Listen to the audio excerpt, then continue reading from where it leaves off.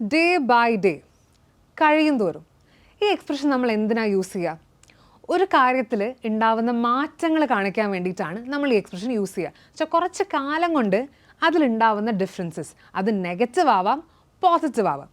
നമുക്ക് കുറച്ച് എക്സാമ്പിൾസ് നോക്കിയാലോ. ഓരോ ദിവസം കഴിയും തോറും അവരുടെ ബന്ധം സ്ട്രോങ് ആയിക്കൊണ്ടിരിക്കുകയാണ്. Day by day the relationship is growing. ഓരോ ദിവസം കഴിയും തോറും എനിക്ക് നല്ല മാറ്റം കാണാൻ പറ്റുന്നുണ്ട്. Day by day I can feel the improvement. ഇപ്പോൾ ആലോചിച്ച് നോക്കി, നിങ്ങൾ ജിമ്മിൽ പോയി വർക്കൗട്ട് ചെയ്തു, നിങ്ങൾക്ക് ഇമ്പ്രൂവ്മെൻ്റ് ഉണ്ടോ? അപ്പോൾ നിങ്ങൾ എങ്ങനെയാണ് പറയുക?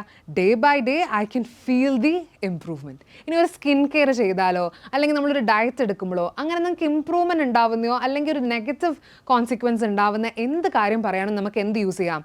ഡേ ബൈ ഡേ യൂസ് ചെയ്യാം. അങ്ങനെയാണെങ്കിൽ ഇതൊന്ന് ട്രാൻസ്ലേറ്റ് ചെയ്ത് നോക്കിയേ. ഓരോ ദിവസം കഴിയും തോറും അവൻ്റെ ആരോഗ്യം മോശമായിക്കൊണ്ടിരിക്കുകയാണ്. പെട്ടെന്ന് തന്നെ കമൻസിൽ ആൻസർ പറയാം. ഇതേപോലെയുള്ള കുറേ എക്സ്പ്രഷൻസ് പഠിക്കാൻ നിങ്ങൾക്ക് ആഗ്രഹം ഉണ്ടാവില്ലേ? അങ്ങനെയാണെങ്കിൽ ഇംഗ്ലീഷ് ഹൗസിൻ്റെ ഓൺലൈൻ ട്രെയിനിങ് കോഴ്സിൽ ജോയിൻ ചെയ്യുന്നതിലൂടെ നമ്മുടെ പേഴ്സണൽ ട്രെയിനേഴ്സ് നിങ്ങൾക്ക് ഇതേപോലത്തെ കുറേ എക്സ്പ്രഷൻസും ഇഡിയംസും ഒക്കെ പഠിപ്പിക്കുന്നതായിരിക്കും. സോ പെട്ടെന്ന് തന്നെ താഴെയുള്ള നമ്പറിൽ ഞങ്ങളെ വിളിക്കുക, ഇംഗ്ലീഷ് ഹൗസിൽ ജോയിൻ ചെയ്യാം. English House. English at your fingertips.